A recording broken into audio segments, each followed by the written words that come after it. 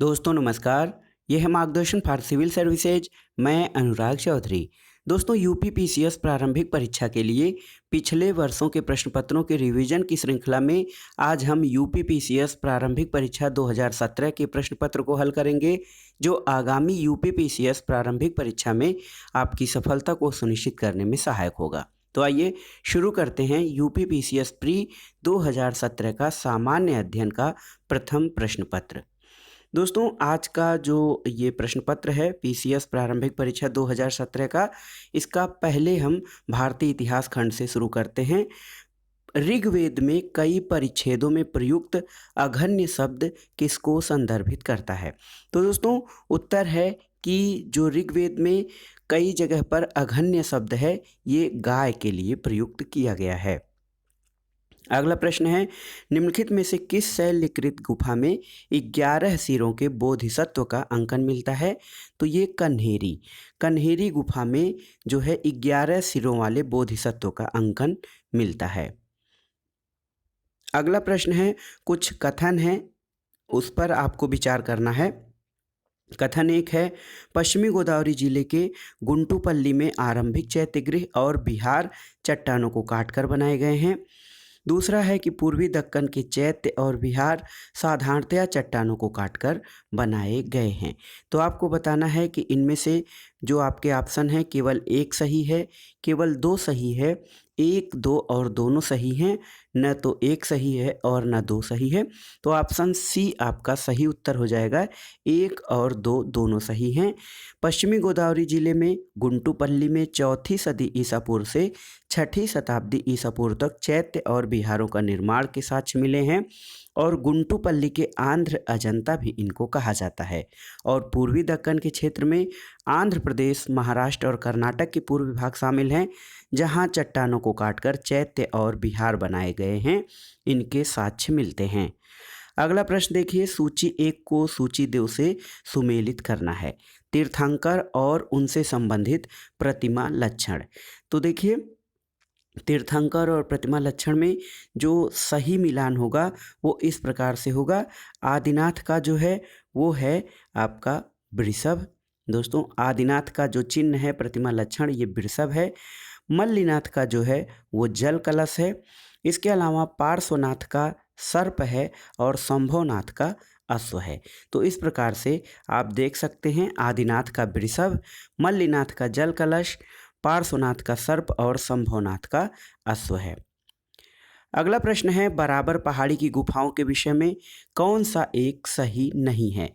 सही कथन जो हैं उनको देख लेते हैं। जो सही कथन है, बराबर पहाड़ी पर कुल 4 गुफाएं हैं।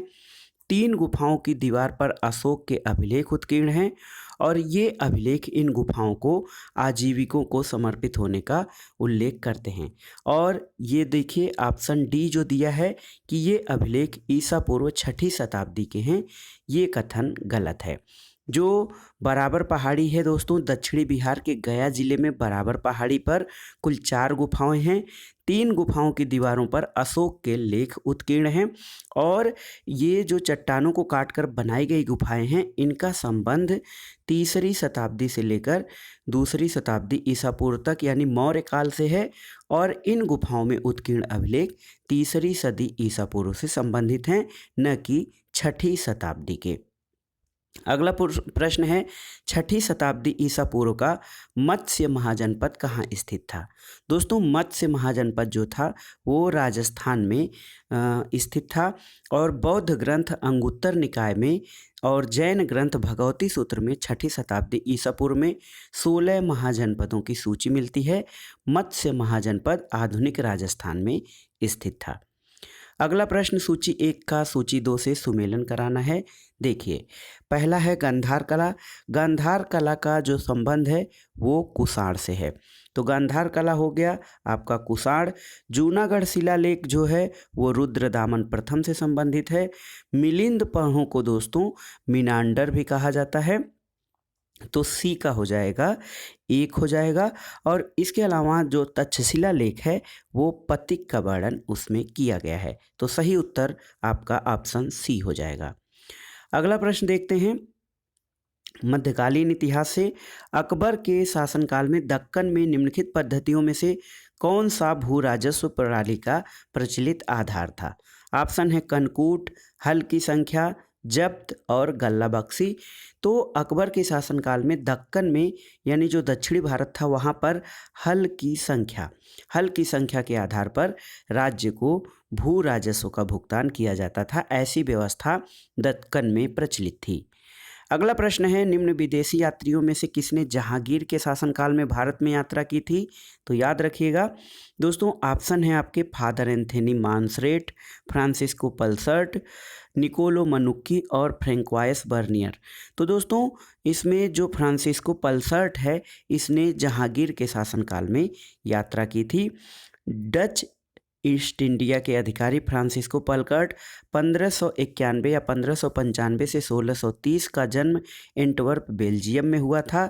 1618 में वो कंपनी की सेवा के लिए रवाना हुआ और मूसलीपत्तनम से थल मार्ग द्वारा सूरत की यात्रा के बाद उसे आगरा भेजा गया, जहां पर वह 7 वर्षों तक रहा और 1626 ईस्वी में उसने मुगल साम्राज्य पर एक लेख लिखा था जिसका अनुवाद W.H. मोरलैंड और P. गेल द्वारा किया गया था। इसे जहांगीर के भारत के रूप में प्रकाशित किया गया। तो याद रखिएगा जहांगीर के शासनकाल में फ्रांसिस्को पल्सर्ट ने भारत की यात्रा की थी। अगला प्रश्न है, जौनपुर राज्य का अंतिम शासक कौन था? तो दोस्तों हुसैन शाह जो था वो जौनपुर का अंतिम शासक था। जौनपुर की स्थापना 15वीं शताब्दी में सुल्तान फिरोज शाह तुगलक ने अपने चचेरे भाई सुल्तान मोहम्मद बिन तुगलक की स्मृति में किया था। अगला प्रश्न है दोस्तों, 1303 में काकतीय शासकों की सेना ने निम्न में से किसकी सेना को वारंगल में परास्त किया था? ऑप्शन है इल्तुतमिश, बलबन, अलाउद्दीन खिलजी और मोहम्मद तुगलक। तो सही उत्तर है दोस्तों 1303 में काकतीय शासकों ने अलाउद्दीन खिलजी की सेना को पराजित किया था और अलाउद्दीन खिलजी के समय सबसे पहला आक्रमण 1303 में तेलंगाना पर किया गया था, लेकिन यहाँ पर काकतीय शासकों ने उसे पराजित किया था। आधुनिक इतिहास से संबंधित जो प्रश्न हैं उनको देखते हैं। पहला प्रश्न कथन कारण से संबंधित है। कथन है, ब्रिटिश काल में सामान्यतः भारत का व्यापार संतुलन अनुकूल था। तो ये सही है। और धन की निकासी का स्वरूप अप्रतिफलित निर्यात था। तो ये भी सही है। ए और आर दोनों सही हैं और आर ए की सही व्याख्या करता है, इसलिए सही उत्तर होगा आपका ऑप्शन ए। अगला प्रश्न देखते हैं दोस्तों। अगला प्रश्न है, कौन सा सही सुमेलित नहीं है? 4 युग्म दिए गए हैं, इसमें से आपको बताना है कौन सा सही सुमेलित नहीं है। आपके ऑप्शन हैं हेक्टर मुनरो, बक्सर का युद्ध, तो सही है। लॉर्ड हेस्टिंग्स, आंग्ल नेपाल युद्ध, ये भी सही है। लॉर्ड वेलेजली, चतुर्थ आंग्ल मैसूर युद्ध, ये सही है। जबकि लॉर्ड कॉर्नवालिस, तृतीय आंग्ल मराठा युद्ध, ये सही नहीं है। तो सही उत्तर आपका हो जाएगा ऑप्शन डी, सही सुमेलित नहीं है। लॉर्ड हेस्टिंग्स के जब गवर्नर जनरल थे तभी तीसरा आंग्ल मराठा युद्ध हुआ था और इसका कारण पिंडारियों के विरुद्ध अंग्रेजों का अभियान था। तो लॉर्ड कॉर्नवालिस, तृतीय आंग्ल मराठा युद्ध, ये सही सुमेलित नहीं है। अगला प्रश्न है, निम्नलिखित युग्मों में से सही सुमेलित नहीं है।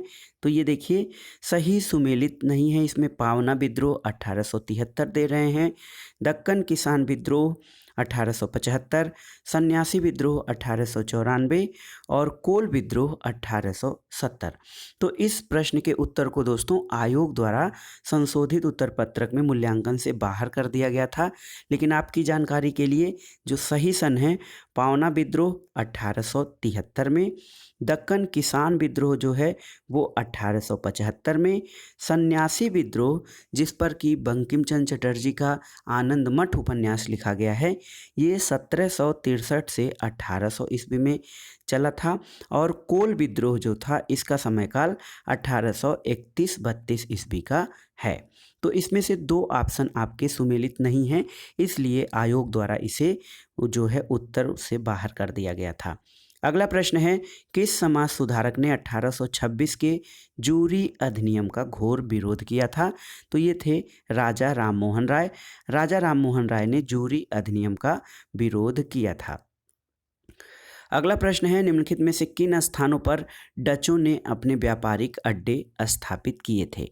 तो दोस्तों डचों ने जो अपने व्यापारिक अड्डे स्थापित किए थे उसमें जो स्थान है नागपट्टनम, चिंसुरा, मछलीपट्टनम, सूरत, भरूच, आगरा, कोचीन, अहमदाबाद, पटना और उपरोक्त सभी।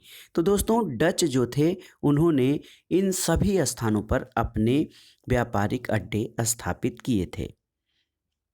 अगला प्रश्न है, स्वतंत्रता पूर्व भारत में निम्नलिखित में से किसने केंद्रीय विधानसभा में स्वराज दल का समर्थन किया था। M.A. जिन्ना।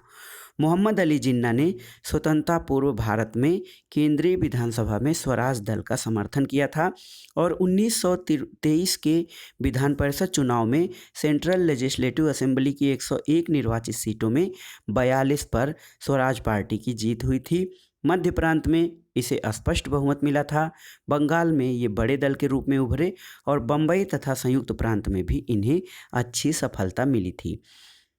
अगला प्रश्न देखते हैं दोस्तों। तो अगला प्रश्न है आपका, गोपाल कृष्ण गोखले ने किस वर्ष भारत सेवक समाज यानी सर्वेंट ऑफ इंडिया सोसाइटी की स्थापना की थी। सन याद रखिएगा 1905। 1905 में गोपाल कृष्ण गोखले ने सर्वेंट ऑफ इंडिया सोसाइटी की स्थापना की थी। अगला प्रश्न है, निम्नलिखित में से किस वर्ष बंगाल के मिदनापुर जिले में जातीय सरकार की स्थापना हुई थी। तो 1942। दोस्तों भारत छोड़ो आंदोलन के दौरान जो है कुछ जगहों पर, जैसे दिसंबर 1942 में बंगाल में मिदनापुर जिले में सतीश सावंत के नेतृत्व में जातीय सरकार बनी थी और इस सरकार ने तूफान पीड़ितों के लिए कई सहायता कार्यक्रम प्रारंभ किए थे। तो सही उत्तर है 1942। अगला प्रश्न है, निम्नलिखित में से किस केस की समस्त संसार में चर्चा हुई और अभियुक्तों के समर्थन में Albert Einstein, H.G. Wells, Harold Laski तथा रूजवेल्ट ने सहानुभूत टिप्पणी लिखी थी। तो ये केस था दोस्तों मेरठ षड्यंत्र मुकदमा और मेरठ षड्यंत्र मामले में 1929 से 33 के बीच हुआ था जो ये, इसमें 33 श्रमिक नेताओं पर राजद्रोह का मुकदमा चलाया गया था और इसकी समस्त संसार में चर्चा हुई थी। अगला प्रश्न है, किसने ईस्ट इंडिया कंपनी के बारे में ये टिप्पणी की कि कंपनी एक असंगति है परंतु यह उस व्यवस्था का भाग है जहां सब कुछ ही असंगत है। तो ऑप्शन है आपके Warren Hastings, J.B. Macaulay, Lord Clive और हेनरी डुंडास। तो दोस्तों थॉमस बेम्बिटन मैकाले यानी T.B. मैकाले को भारतीय इतिहास में लॉर्ड मैकाले के नाम से जाना जाता है और ये सुप्रीम काउंसिल में लॉ मेंबर और लॉ कमीशन के प्रधान थे। द इंडियन पीनल कोड की पांडुलिपि इन्होंने ही तैयार की थी। दोस्तों उत्तर प्रदेश लोक सेवा आयोग द्वारा उत्तर प्रवर्ग में इस प्रश्न को मूल्यांकन से बाहर कर दिया था, लेकिन मैकाले ने अपने प्रसिद्ध लेख द मिनट में यह टिप्पणी कही थी कि कंपनी एक असंगति है और इसका जो स्थापना है वो भी असंगत है। तो G.B. मैकाले इनसे इतर व्यक्ति हैं। दोस्तों जो G.B. मैकाले हैं वो अलग व्यक्ति हैं और जो मैकाले होते हैं लॉर्ड मैकाले वो अलग हैं, इसलिए इस प्रश्न को बाहर कर दिया गया था।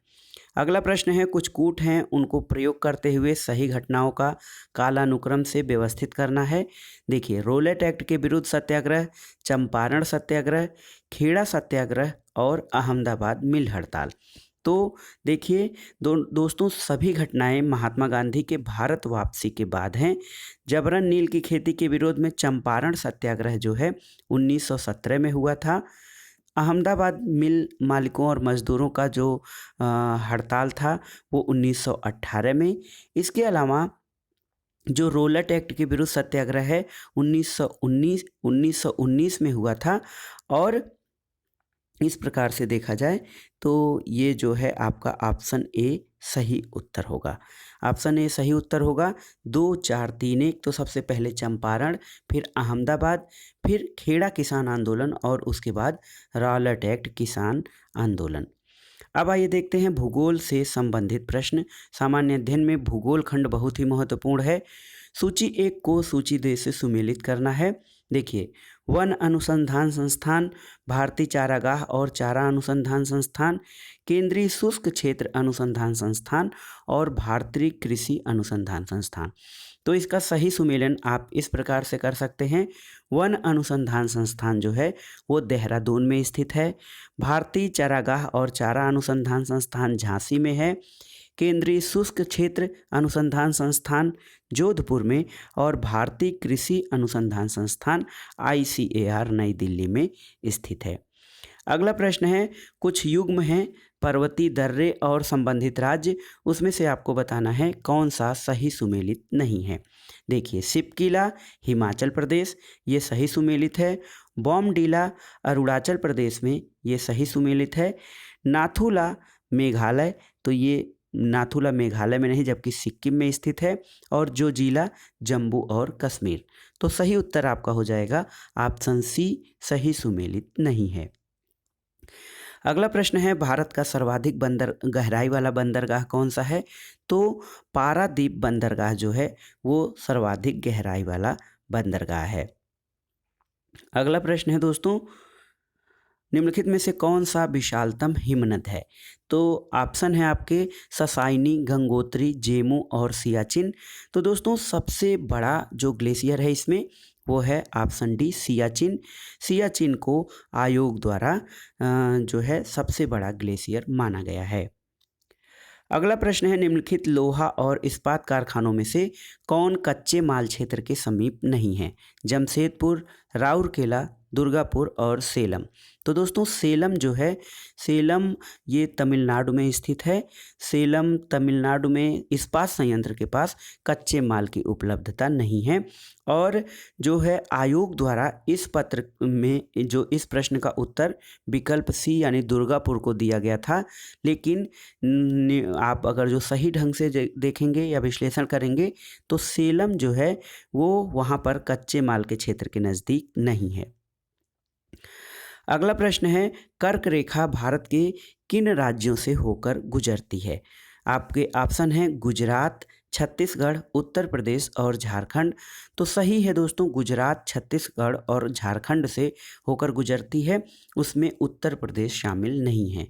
तो कर्क रेखा भारत के 8 राज्यों से होकर गुजरती है।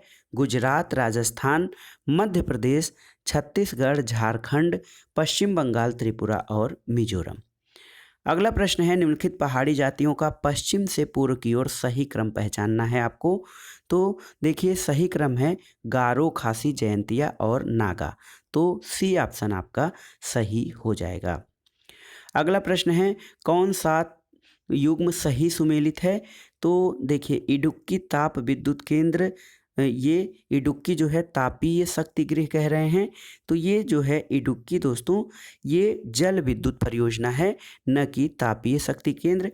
इसके अलावा सबरीगिरी जल विद्युत परियोजना ये सही है। सबरीगिरी जल विद्युत परियोजना जो है ये केरल में स्थित है। घाट प्रभा एक सिंचाई परियोजना है और ये एक बहुउद्देशीय नदी घाटी परियोजना भी है। इसके अलावा रामगंगा एक बहुउद्देशीय घाटी परियोजना है। तो आपका 2, 3 और 4 सही होगा। इडुक्की ताप विद्युत केंद्र नहीं बल्कि एक हाइड्रो इलेक्ट्रिसिटी पावर केंद्र है।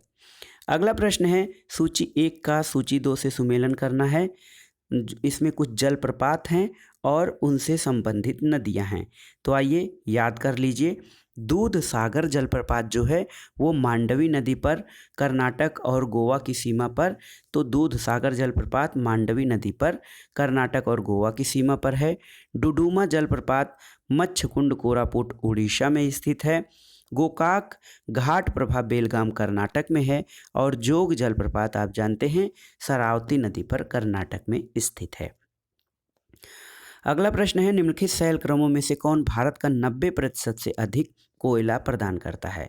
तो गोंडवाना क्रम की शैलें जो हैं वो भारत को 90% से अधिक कोयला प्रदान करती हैं। सूची 1 का सूची 2 से सही सुमेलन कराना है। तो दोस्तों पश्चिमी घाट, दक्षिणी पूर्वी राजस्थान, उत्तर पूर्वी भारत और मध्य प्रदेश तथा छत्तीसगढ़। तो यहाँ पर आपका सूची 1 से सूची 2 का सही सुमेलन जो होगा वो पश्चिमी घाट का संबंध वो है कुमारी से, ये स्थानांतरी खेती है। और दक्षिण पूर्वी राजस्थान, यहाँ पे वाल्तरिक स्थानांतरी खेती होती है। उत्तर पूर्वी भारत में आप जानते हैं झूम कृषि, और मध्य प्रदेश और छत्तीसगढ़ में डाहिया स्थानांतरित कृषि होती है। अगला प्रश्न, सूची 1 का सूची 2 से सही सुमेलन कराना है। एल्यूमिनियम कंपनी और उनकी स्थिति। तो देखिए, बाल्को जो है ये आपका कोरबा छत्तीसगढ़ में स्थित है। हिंडाल्को दोस्तों रेणुकूट में स्थित है। इंडियन एल्यूमिनियम कंपनी ये आपका हीराकुंड में स्थित है। और नाल्को कोरापुट में स्थित है। कोरापुट दोस्तों उड़ीसा में स्थित है। अब आइए देखते हैं वर्ल्ड ज्योग्राफी से। तो वर्षा की मात्रा निर्भर करती है हवा के दबाव पर, वायुमंडल में नमी पर, जल चक्र पर और तापक्रम पर। तो वर्षा की मात्रा वायुमंडल की नमी पर निर्भर करती है। सही उत्तर है ऑप्शन बी। अगला प्रश्न देखते हैं, निम्नलिखित में से कौन सा शीत महासागरीय धारा नहीं है। कनारी, हम्बोल्ट, आयोशियो और अगुलहास। तो दोस्तों अगुलहास जो है वो गर्म महासागरीय धारा है। अगुलहास दक्षिण हिंद महासागर के उत्तर में दक्षिण दिशा में प्रवाहित होने वाली गर्म जलीय धारा है। और जो अन्य जल धाराएं हैं जैसे कनारी, आयोशियो और अगुलहास, ये ठंडी जल धाराएं हैं। अगला प्रश्न है, किसे यूरोप की तेल राजधानी कहा जाता है। तो ये है एबरडीन। एबरडीन को यूरोप की तेल राजधानी कहा जाता है और यहाँ पर पेट्रोलियम उद्योग का विकास हुआ है। अगला प्रश्न है, किस देश समूह की सीमा इसराइल से लगी हुई है। तो दोस्तों इसराइल की सीमाएं जो हैं लेबनान, सीरिया, जॉर्डन और मिस्र। याद रखिएगा, लेबनान, सीरिया, जॉर्डन और मिस्र से लगती हैं इजराइल की सीमाएं। तो सही उत्तर है आपका विकल्प ए। अगला प्रश्न है, कौन सा सबसे बड़ा पठार है। कोकोनिनो, एक्वेरियस, कोलोरेडो और कोलंबिया। तो सबसे बड़ा पठार दोस्तों ये है कोलोरेडो पठार, जिसका कि क्षेत्रफल 1,30,000 वर्ग मील है। तो आप देखिए कोलोरेडो पठार सबसे बड़ा पठार है, उसके बाद कोलंबिया पठार का नंबर आता है। अगला प्रश्न देखते हैं दोस्तों कि लाल सागर किसका उदाहरण है। ज्वालामुखी घाटी का, अपरदित घाटी का, अक्षीय द्रोणिका और यू आकार की घाटी का। तो सही उत्तर है जो लाल सागर है या रेड सी, अक्षीय द्रोणिका उदाहरण है जो अफ्रीका और अरब के बीच स्थित है। अगला प्रश्न, सूची 1 का सूची 2 से सुमेलन करना है। कुछ नगर हैं और उनसे संबंधित उनके किनारे किन नदियों के किनारे बसे हुए हैं। तो देखिए, खार्तूम नगर जो है ये आपका नील नदी के तट पर स्थित है। ब्राजेविल्ले ये जहरे नदी के तट पर स्थित है। रॉटरडम राइन नदी पर, और पेरिस जानते हैं आप सीन नदी के तट पर स्थित है। अगला प्रश्न देखते हैं, कौन सा नहर दक्षिण जर्मनी में आंतरिक जलमार्ग के रूप में प्रयोग की जाती है। तो ये है दोस्तों लुडविग्स नहर। ये नहर दक्षिण जर्मनी में आंतरिक जलमार्ग के रूप में प्रयोग की जाती है। अगला प्रश्न है, बहुत ही आसान है। ब्राज़ील में कहवा बागानों को क्या कहा जाता है। तो दोस्तों ब्राज़ील में कहवा बागानों को फजेंडा कहा जाता है। अगला प्रश्न है, कौन सा सही सुमेलित नहीं है। गिनी बिसाऊ, तो ये गिनी बिसाऊ है, इसकी राजधानी बिसाऊ है। ताइवान की राजधानी ताइपेई। निकारागुआ, इसकी राजधानी मानागुआ। और मालदीव की राजधानी दोस्तों माले है, न कि मालाबो। तो जो सही सुमेलित नहीं है वो है ऑप्शन डी। अगला प्रश्न देखते हैं पर्यावरण से संबंधित। हवा में तैरते हुए श्वसनीय सूक्ष्म कणों का आकार कितना होता है। तो हवा में तैरने वाले श्वसनीय सूक्ष्म कणों का आकार 5 माइक्रोन से कम होता है। सही उत्तर है आपका विकल्प डी। अगला प्रश्न है कथन और कारण से संबंधित है। कथन है, भारत में जलवायु परिवर्तन से सामाजिक तनाव बढ़ रहा है। कारण है कि मौसम की चरम दशा की बारंबारता और तीव्रता से खाद्य सुरक्षा पर गंभीर प्रभाव पड़ेंगे। तो दोस्तों इसमें कथन और कारण दोनों सही हैं और कारण कथन की सही व्याख्या करता है। अगला प्रश्न है, कौन सा भारत में स्थापित प्रथम राष्ट्रीय उद्यान है? तो भारत में स्थापित किया जाने वाला प्रथम राष्ट्रीय उद्यान जिम कॉर्बेट राष्ट्रीय उद्यान है। पहले इसका नाम जो था वो हैली राष्ट्रीय उद्यान था। इसकी स्थापना 1936 में हुई थी। अगला प्रश्न है, कौन सा जीव से जैवमंडल तक जैविक संगठन का सही क्रम है? तो जीव से जैवमंडल तक जैविक संगठन का जो सही क्रम है वो है जनसंख्या, फिर समुदाय, उसके बाद पारिस्थितिकी तंत्र, फिर आपका भूदृश्य या लैंडस्केप आता है। तो जनसंख्या, समुदाय, पारिस्थितिकी तंत्र और भूदृश्य ये आपके जीव से जैवमंडल तक के संगठन का सही क्रम है। अगला प्रश्न है, कौन सा तंत्र सही सुमेलित नहीं है? आइए देखते हैं। तो ये देखिए, carbon dioxide, thermal power station से कार्बन डाइऑक्साइड उत्पन्न होता है, सही है। क्लोरोफ्लोरोकार्बन ऑटोमोबाइल, ये सुमेलित नहीं है। नाइट्रस ऑक्साइड, जलमग्न धान के खेत, और सल्फर डाइऑक्साइड, ईंट के भट्ठे। तो दोस्तों ऑप्शन बी जो है वो क्लोरोफ्लोरोकार्बन जो ऑटोमोबाइल उद्योग से दे रहा है, ये सही सुमेलित नहीं है। क्लोरोफ्लोरोकार्बन या CFC क्लोरीन, फ्लोरीन और ऑक्सीजन से बना एक मानव निर्मित द्रवीय पदार्थ है जो कि रेफ्रिजरेटर और AC या वातानुकूलित यंत्रों में शीतकारक के रूप में प्रयुक्त होता है। अगला प्रश्न है, हरित गृह प्रभाव से वातावरण में कौन सा परिवर्तन होता है? ऑप्शन है, वायुमंडल में कार्बन डाइऑक्साइड की सांद्रता बढ़ जाती है, वायुमंडल में आर्द्रता बढ़ जाती है, इसके अलावा जीवधारियों की संख्या बढ़ जाती है और वायु की गति बढ़ जाती है।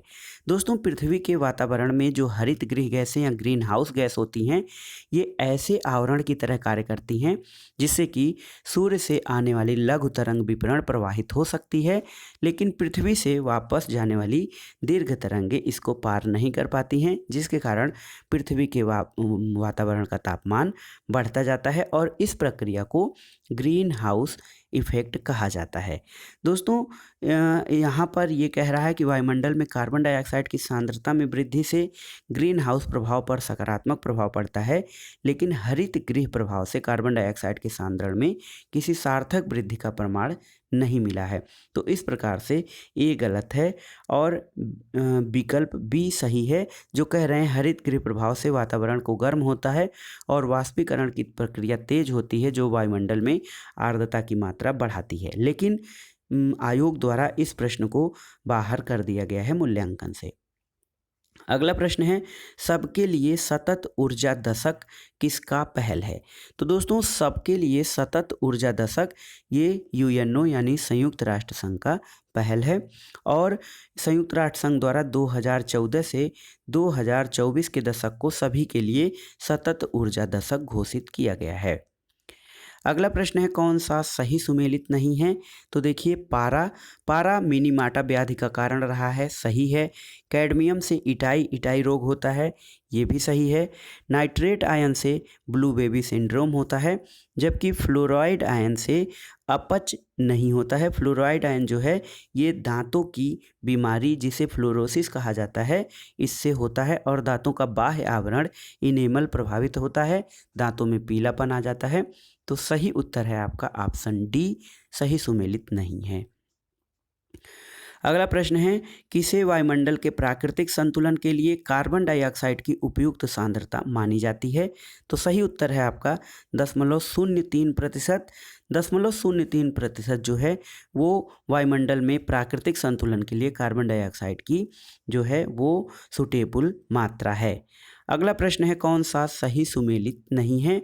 विश्व पर्यावरण दिवस 5 जून को मनाया जाता है, पृथ्वी दिवस 22 अप्रैल को मनाया जाता है, तंबाकू निषेध दिवस दोस्तों 5 मई दे रहे हैं, ये 5 मई को नहीं बल्कि 31 मई को मनाया जाता है, और ओजोन दिवस 16 सितंबर को। तो सही उत्तर है, सही सुमेलित जो नहीं है वो है तंबाकू निषेध दिवस, ये 31 मई है न कि 5 मई। अगला प्रश्न है, जैव विविधता या बायोडाइवर्सिटी को अधिकतम संकट किससे होता है? तो ये प्राकृतिक निवास और वनस्पतियों के विनाश से जैव विविधता को सर्वाधिक संकट होता है। अगला प्रश्न देखते हैं, कौन से जलवायु परिवर्तन के प्रमुख कारक हैं? जीवाश्मिक ईंधन का अधिकाधिक प्रज्वलन, ये सही है आपका। इसके अलावा तेल चालित स्वचालितों की संख्या विस्फोटन, ये भी सही है। सौर धधक में वृद्धि, तो सौर धधक में वृद्धि दोस्तों ये सही नहीं है। और अत्यधिक वनोन्मूलन, तो 1, 2 और 4 यानी ऑप्शन बी आपका सही उत्तर हो जाएगा। जो हैं जलवायु परिवर्तन के प्रमुख कारण, इसमें तेल चालित यंत्रों की जीवाश्म ईंधन का प्रयोग, तेल चालित यंत्रों का संख्या में विस्फोटन और अत्यधिक वनोन्मूलन, ये जो हैं कारण हैं। अगला प्रश्न है कौन सा सही सुमेलित नहीं है। नील हरित शैवाल ये धान में उपयोगी है।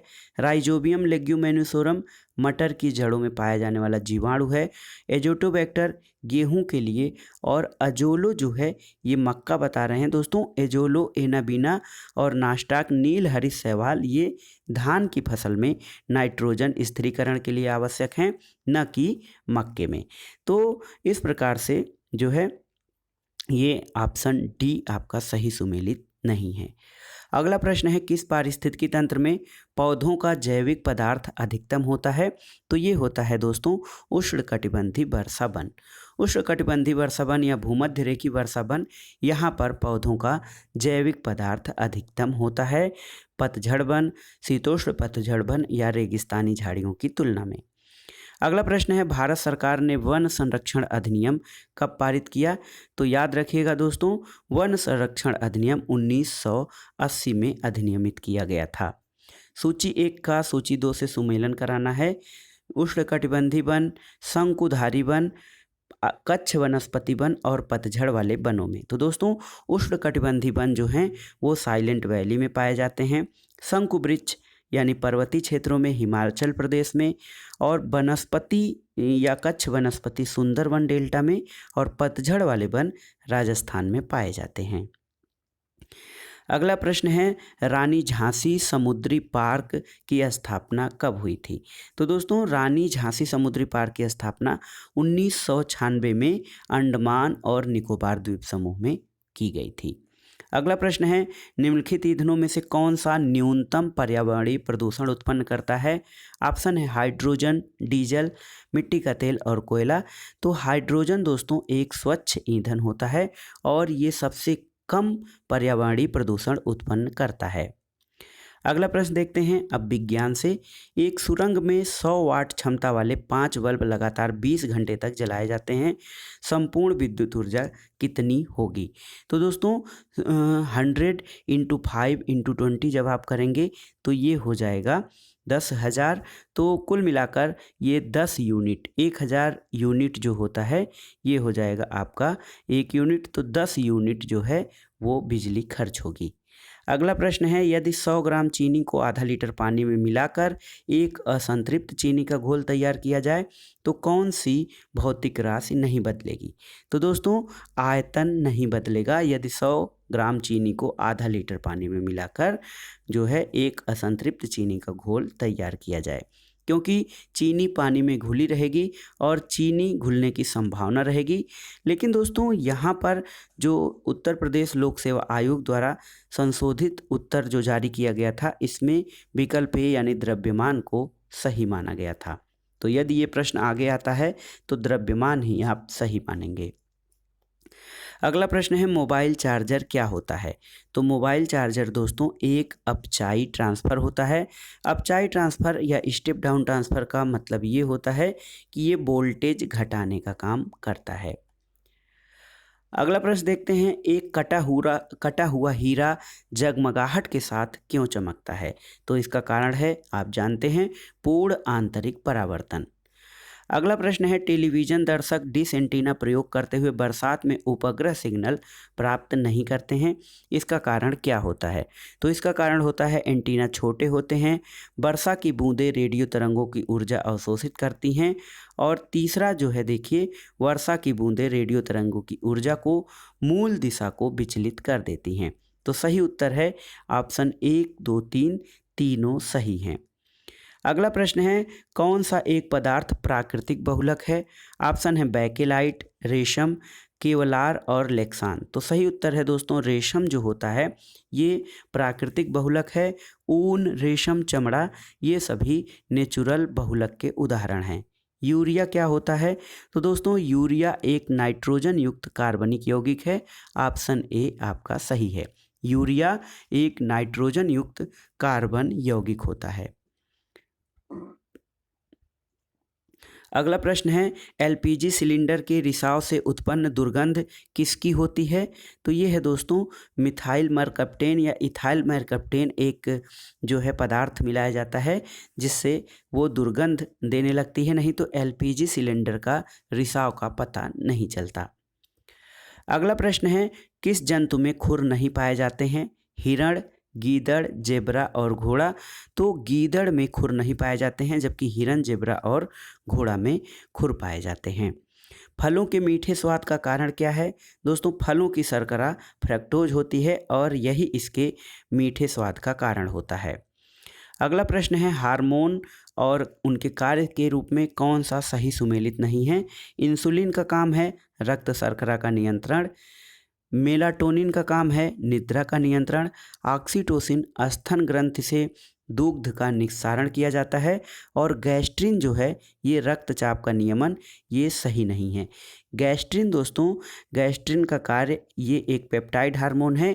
ये आमाशय की कोशिकाओं द्वारा गैस्ट्रिक अम्ल के स्रावण को उद्दीप्त करता है, जो ऑप्शन दिया गया है डी, ये सही नहीं है। अगला प्रश्न कथन कारण से संबंधित है। कथन है, मानव शरीर सेलुलोज के पाचन में अक्षम है। और अगला जो कारण है कि मानव शरीर में स्टार्च अपघटक एंजाइम डायस्टेस विद्यमान रहता है। दोस्तों ए और आर दोनों सही हैं, लेकिन आर की सही व्याख्या आर ए की सही व्याख्या नहीं करता है। अगला प्रश्न है, सुई चुभाने पर निम्नलिखित अंगों में से कौन सा दर्द महसूस नहीं करेगा? त्वचा, मस्तिष्क, हृदय और नेत्र। तो इसमें मस्तिष्क जो है ये सुई चुभाने पर दर्द महसूस नहीं करेगा, क्योंकि मस्तिष्क में दर्द ग्राहिकाएं या पेन रिसेप्टर्स जो होते हैं उनका अभाव पाया जाता है। तो त्वचा, हृदय और नेत्र में सुई चुभाने पर दर्द करेगा, लेकिन मस्तिष्क में नहीं। अगला प्रश्न है, आयोडीन की कमी से होता है रतौंधी, कर्क रोग, घेंघा और अस्थिसूर्णता। तो ये है घेंघा रोग जो है ये आयोडीन की कमी से होता है। और थायराइड हार्मोन के उत्पादन के लिए आयोडीन जो है वो आवश्यक होता है। शरीर में आयोडीन की कमी से थायराइड ग्रंथि में वृद्धि हो जाती है, जो कि घेंघा होने का प्रमुख कारण है। अगला प्रश्न है, कौन सा कार्बनिक अम्ल अंगूर, इमली और केला में प्रचुर मात्रा में विद्यमान होता है? तो अंगूर, इमली और केला में टार्टरिक अम्ल होता है। किसका मस्तिष्क उसके शरीर के अनुपात में सबसे बड़ा होता है? ऑप्शन है आपकी चींटी, हाथी, डॉल्फिन और मानव। तो इसमें जो चींटी है दोस्तों, चींटी का मस्तिष्क उसके शरीर के अनुपात में सबसे बड़ा होता है। अगला प्रश्न है, पित्ताशय में उपस्थित पत्थर किसका पाचन प्रभावित करता है? प्रोटीन का, वसा का, कार्बोहाइड्रेट का या न्यूक्लाइड अम्ल का? तो सही उत्तर है पित्ताशय में उपस्थित पत्थर जो होता है वो वसा के पाचन को जो है वो प्रभावित करता है। अगला प्रश्न है, कौन सा आनुवांशिक रोग नहीं है? रतौंधी, रंजकहीनता, हीमोफीलिया और बाणांधता। तो रतौंधी जो है दोस्तों ये एक आनुवांशिक या जेनेटिक रोग नहीं है, जबकि रंजकहीनता या एल्बिनिज्म, हीमोफीलिया और बाणांधता ये सब आनुवांशिक रोग होते हैं। अगला प्रश्न है, कौन सा युग्म सही सुमेलित नहीं है? विटामिन बी12 प्रति अरक्तता कारक, ये सही है। विटामिन सी प्रति अस्कर्वी कारक, सही है। विटामिन डी बंध्यारोधी कारक, ये सही नहीं है। और विटामिन के ये प्रति रक्तस्रावी कारक। दोस्तों विटामिन ई को बंध्यारोधी कारक कहा जाता है। विटामिन डी जो है वो कैल्सीफेरॉल या हड्डियों की मजबूती के लिए आवश्यक होता है। तो सही उत्तर आपका ऑप्शन सी सही सुमेलित नहीं है। अगला प्रश्न है, सूची 1 को सूची 2 से सही सुमेलित करना है कि उत्पाद और उनके स्रोत। तो अफीम दोस्तों, अफीम जो होता है वो फल होता है। हींग क्या होती है? हींग जो है वो जड़ से प्राप्त होती है। ये देखिए, रबर आपका तना से प्राप्त होता है और कुनैन ये छाल से प्राप्त होती है। तो देखिए एकदम आपका सही उत्तर हो जाएगा ऑप्शन बी, अफीम का जो है फल से प्राप्त होता है। उसके अलावा हींग जो है वो जड़ से प्राप्त होती है। तो देखिए कुनैन, अफीम का उत्पादन सोमनीफेरम के अधपके फलों के दूध से, हींग पेरूला प्रजाति के पौधों की जड़ों से और रबर उसके पौधों की तनों से, तरल पदार्थ से और कुनैन सिनकोना पौधे की छाल से प्राप्त किया जाता है। अगला प्रश्न है दोस्तों, कृत्रिम उपग्रह जो होते हैं वो पृथ्वी से सुस्पष्टता से ट्रैक किया जा सकता है किसके द्वारा? तो डापलर प्रभाव के द्वारा कृत्रिम उपग्रह को स्पष्टता से पृथ्वी द्वारा ट्रैक किया जा सकता है। अब आइए देखते हैं राज्य व्यवस्था से संबंधित प्रश्नों को। लोकसभा के अधिवेशन गठित करने हेतु गणपूर्ति कितना होना चाहिए? तो आसान है, सदन के कुल सदस्यों की संख्या का 1/10 या 10वां भाग होना चाहिए कोरम पूरा करने के लिए। अगला प्रश्न है, सूची 1 का सूची 2 से सुमेलन करना है। देखिए न्यायिक पुनरीक्षण शक्ति का परिसीमन जो होता है ये है 38वां संविधान संशोधन। इसके अलावा संपत्ति के अधिकार को मौलिक अधिकार से हटाया जाना, संपत्ति के अधिकार को मौलिक अधिकार से 44वें संविधान संशोधन द्वारा हटाया गया। मताधिकार की आयु को 21 वर्ष से घटाकर जो 18 वर्ष किया गया था 61वां संविधान संशोधन था। और उद्देशिका में पंथ निरपेक्ष शब्द 42वें संविधान संशोधन द्वारा जोड़ा गया था। अगला प्रश्न देखते हैं दोस्तों, ये है भारत और अमेरिका की राजनीतिक व्यवस्थाओं के बीच कौन सी विशेषताएं समान हैं?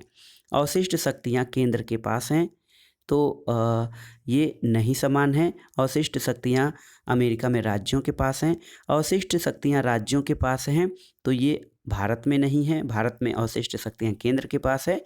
और ऑप्शन ये जो 3 है, राष्ट्रपति के पास पॉकेट वीटो की शक्ति है, तो ये दोनों जगहों पर है। और उच्च सदन में कुछ मनोनीत सदस्य होते हैं, तो ये आपका गलत है। अमेरिका के उच्च सदन में मनोनीत सदस्यों की व्यवस्था नहीं है, तो केवल ऑप्शन 3 सही है दोस्तों। अगला प्रश्न है कि भारतीय संविधान में राज्यों की संघ की संकल्पना कहाँ से ली गई है? भारतीय संविधान में जो यूनियन ऑफ स्टेट है वो संकल्पना कहाँ से ली गई है? तो ये ब्रिटिश नॉर्थ अमेरिका अधिनियम से लिया गया है राज्यों के संघ की संकल्पना। अगला प्रश्न है कथन कारण से संबंधित है। कथन है भारत में न्यायिक पुनरीक्षण का क्षेत्र सीमित है। कारण है कि भारतीय संविधान में कुछ उधार की वस्तुएं हैं। तो दोस्तों ए और आर दोनों सही तो हैं, लेकिन आर ए की सही व्याख्या नहीं करता है। अगला प्रश्न है कौन सा सरकारिया आयोग का सदस्य था? तो सरकारिया आयोग के सदस्य जो हैं डॉक्टर SR सेन थे। दोस्तों केंद्र राज्य संबंधों पर विचार करने के लिए न्यायमूर्ति SR सरकारिया की अध्यक्षता में 1983 में एक आयोग गठित किया गया था। P शिवरामन और डॉक्टर SR सेन इसके सदस्य थे। अब आइए देखते हैं सूची 1 राज्यों और उनके राज्यसभा सदस्यों की संख्या को। तो यहाँ पर गुजरात में 11 राज्यसभा सदस्य, कर्नाटक में 12, केरल में 9 और उड़ीसा में 10 राज्यसभा सदस्य जो हैं उनकी संख्या होती है। उत्तर प्रदेश में आपको जानकारी होनी चाहिए कि राज्यसभा के लिए 31 सीटें निर्धारित की गई हैं। अगला प्रश्न कथन कारण से है। कथन है चुनाव की घोषणा होते ही राजनीतिक दलों को आदर्श आचार संहिता का पालन करना होता है। ये सही है आपका। आदर्श आचार संहिता को संसद ने अधिनियमित किया था, तो ये गलत है। इसका मतलब ए सही है लेकिन आर गलत है, तो ऑप्शन सी आपका सही उत्तर हो जाएगा। आदर्श आचार संहिता राजनीतिक दलों और उम्मीदवारों के मार्गदर्शन के लिए मानदंडों का समूह है जो उनके आचरण और व्यवहार को नियंत्रित करता है। जबकि जो ये इसका अधिनियमन है ये चुनाव आयोग द्वारा जो कह रहे हैं कि आचार संहिता को संसद ने अधिनियमित किया था, ये सही नहीं है। यह निर्वाचन आयोग द्वारा चुनाव की घोषणा संबंधी प्रेस विज्ञप्ति जारी होने के समय से लागू होती है।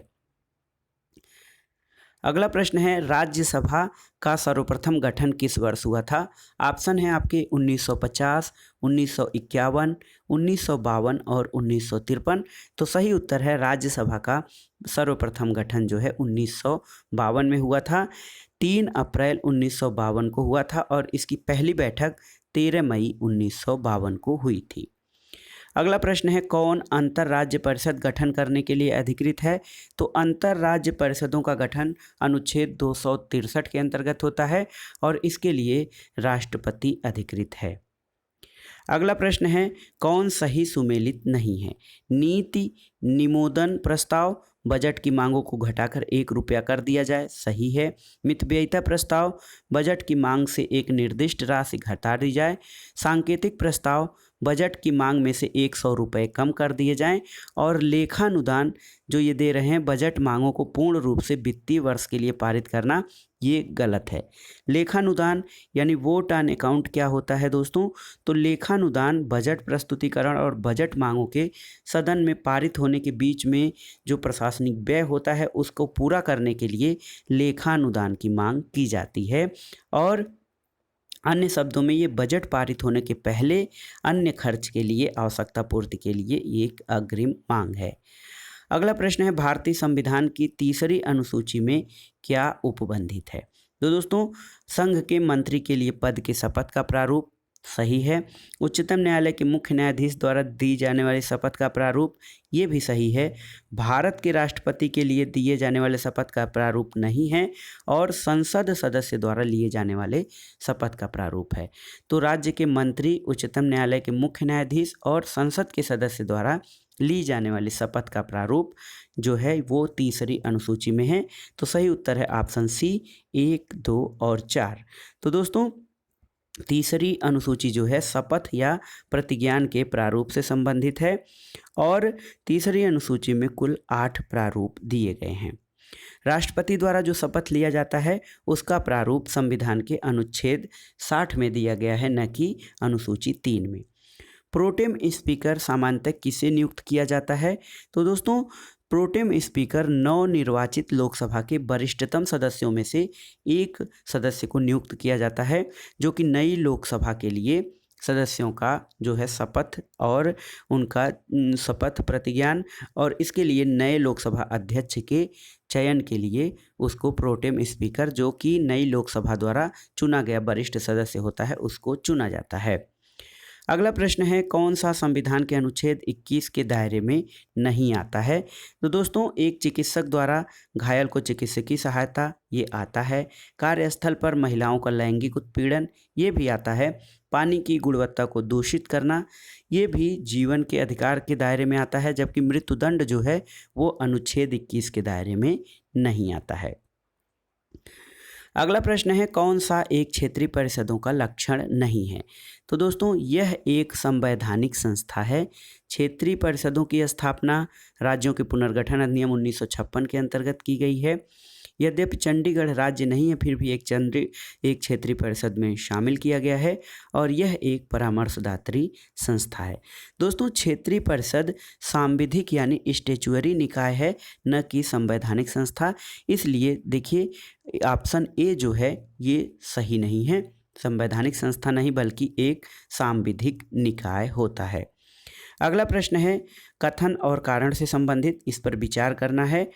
कथन है, भारत एक लोकतांत्रिक देश है, ये सही है। भारत का अपना एक संविधान है, ये भी सही है। दोस्तों, एक लोकतांत्रिक देश होने के कारण इसका अपना एक अलग संविधान है, ये कारण जो है कथन की सही व्याख्या नहीं करता है।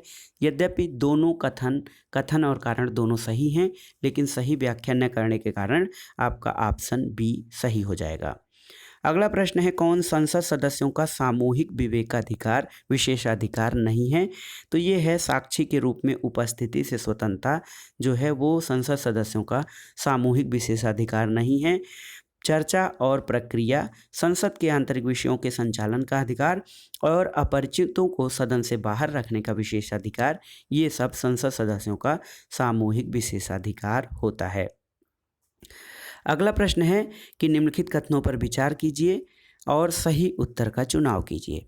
दोस्तों, सही उत्तर जो है वो ये है कि राज्यपाल को उच्च न्यायालय के न्यायाधीश की नियुक्ति का अधिकार नहीं है, ये सही है।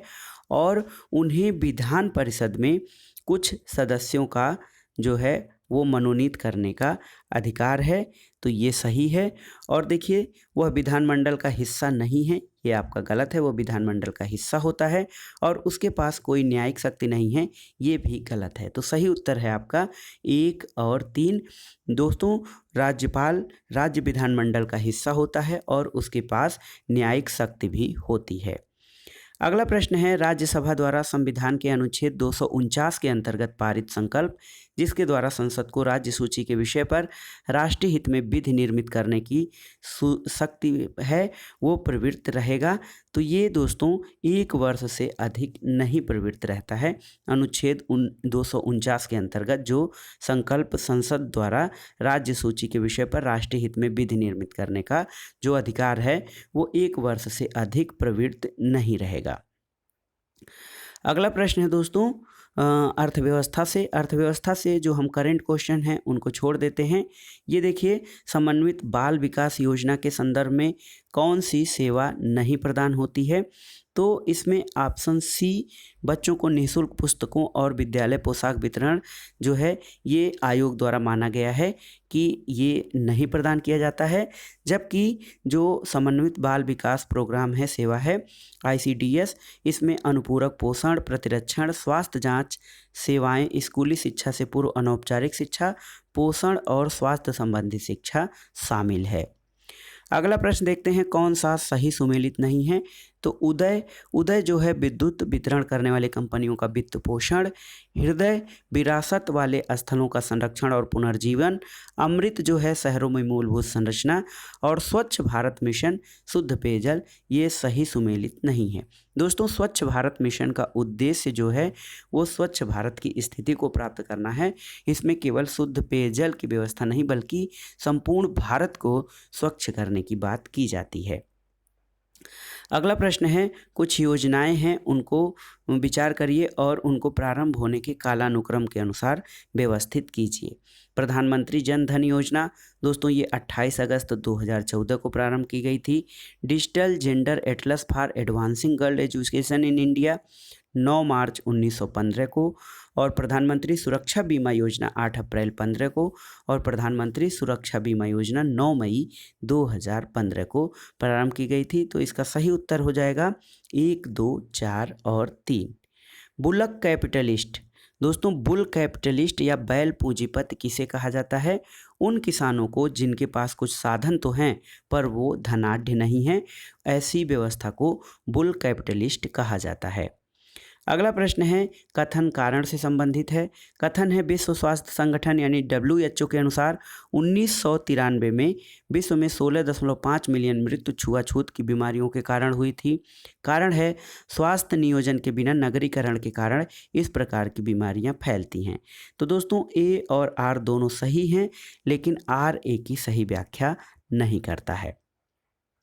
अगला प्रश्न है, ब्रिक्स देशों द्वारा कौन सा बैंक चीन में स्थापित किया गया है? तो ब्रिक्स देशों ब्राज़ील, रूस, इंडिया, चाइना द्वारा न्यू डेवलपमेंट बैंक चीन में स्थापित किया गया है। अगला प्रश्न है, भारत सरकार द्वारा आरंभ की गई योजनाओं को समयानुसार व्यवस्थित कीजिए और सही कूट से चयन कीजिए। तो ये योजनाएं हैं सुकन्या समृद्धि, अटल पेंशन योजना, मेक इन इंडिया और प्रधानमंत्री जन धन योजना। तो दोस्तों, सुकन्या समृद्धि जो है वो 22 जनवरी 2015 को प्रारंभ की गई। अटल पेंशन योजना उसके बाद 9 मई 15 को, 25 सितंबर 2014 को मेक इन इंडिया और 28 अगस्त 2014 को प्रधानमंत्री जन धन योजना प्रारंभ की गई थी। अगला प्रश्न है, सामाजिक सुरक्षा अधिनियम 2008 के अंतर्गत प्रारंभ की गई राष्ट्रीय स्वास्थ्य बीमा योजना क्या आच्छादित करती है? तो राष्ट्रीय स्वास्थ्य बीमा योजना केवल असंगठित क्षेत्र के श्रमिकों को आच्छादित करती है। अगला प्रश्न देखते हैं, 11वीं योजना के दौरान शिशु मृत्यु दर कितना कम करने का लक्ष्य था? तो ये लक्ष्य था दोस्तों 28 प्रति 1000 जीवित जन्म को 28 प्रति 1000 जीवित जन्म को करना था 11वीं योजना के दौरान शिशु मृत्यु दर का लक्ष्य। अगला प्रश्न है, भारत सरकार द्वारा अनुमोदित सक्षम परियोजना किससे संबंधित है? सक्षम परियोजना जो है वो नवीन अप्रत्यक्ष कर नेटवर्क से संबंधित है। दोस्तों, आर्थिक मामलों के कैबिनेट समिति ने इस परियोजना को अपनी स्वीकृति दी है और ये जो है ये नवीन अप्रत्यक्ष कर नेटवर्क से संबंधित है। अगला प्रश्न है, स्टार्टअप की विशेष आवश्यकताओं को पूरा किया जाता है। ऑप्शन है आपके दूत निवेशकों के माध्यम से, जोखिम युक्त पूंजी से, भीड़ वित्त पोषण के माध्यम से और उपरोक्त सभी से।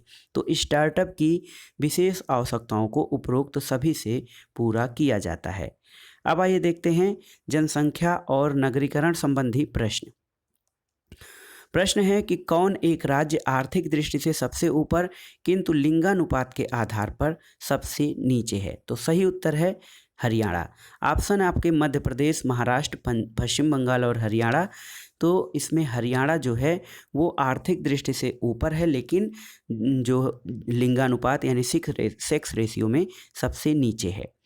2011 की जनगणना के अनुसार निम्नलिखित राज्यों में किसमें अनुसूचित जनजातियों की जनसंख्या का प्रतिशत उनके कुल जनसंख्या के प्रतिशत के हिसाब से न्यूनतम है? ऑप्शन है उत्तर प्रदेश, बिहार, तमिलनाडु और केरल। तो दोस्तों उत्तर प्रदेश में जो अनुसूचित जनजातियों की जनसंख्या है वो मात्र 0.57% है, जो कि इसके कुल जनसंख्या के अनुपात में सबसे कम है। अगला प्रश्न देखते हैं, 2011 की जनगणना के अनुसार किस राज्य में जनसंख्या में कमी आई है? नागालैंड, मणिपुर, त्रिपुरा और सिक्किम।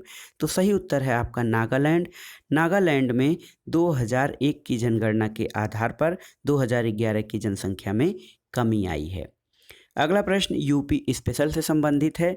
देखिए, सूची 1 का सूची 2 से सुमेलन करना है। सूची 1 में उद्योग हैं और सूची 2 में उनके केंद्र हैं। खेल का सामान, तो खेल का सामान आपका मेरठ से संबंधित है। दिया सलाई बरेली से संबंधित है। दिया सलाई उद्योग बरेली में प्रचलित है। पीतल का सामान मुरादाबाद और लकड़ी पर नक्काशी का कार्य सहारनपुर में किया जाता है। अगला प्रश्न है, उत्तर प्रदेश में कितने कृषि जलवायु क्षेत्र पाए जाते हैं? याद कर लीजिए, 9 कृषि जलवायु क्षेत्र उत्तर प्रदेश में पाए जाते हैं। समसामयिकी के प्रश्नों को दोस्तों छोड़ दिया जाए, क्योंकि समसामयिकी काफ़ी पुराना हो चुका है, ये 2017 का पेपर है। इसके अलावा विविध या मिसलेनियस प्रश्नों को देख लेते हैं। किस वर्ष संयुक्त राष्ट्र संघ ने परम गरीबी की परिभाषा अंगीकृत की थी? तो दोस्तों 1995 में कोपेनहेगन डेनमार्क में आयोजित सामाजिक विकास के लिए विश्व शिखर सम्मेलन में संयुक्त राष्ट्र संघ ने गरीबी की परिभाषा को स्वीकृत किया था।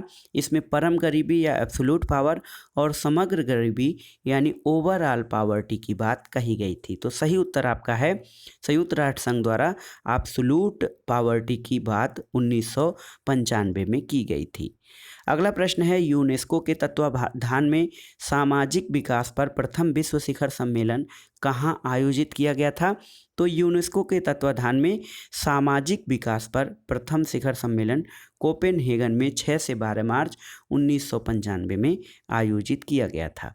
इस वीडियो का आखिरी प्रश्न यानी जो यूपीपीसीएस प्रारंभिक परीक्षा 2017 था, उसका जो आखिरी प्रश्न है दोस्तों, भोपाल गैस दुर्घटना का कारण क्या था? तो भोपाल गैस दुर्घटना का कारण आप जानते हैं कि MIC गैस थी, मिथाइल आइसोसाइनाइड। याद रखिएगा, मिथाइल आइसोसाइनाइड गैस के रिसाव के कारण भोपाल गैस दुर्घटना हुई थी, जिसमें 10,000 से अधिक लोग मारे गए थे। तो दोस्तों ये था आज का वीडियो।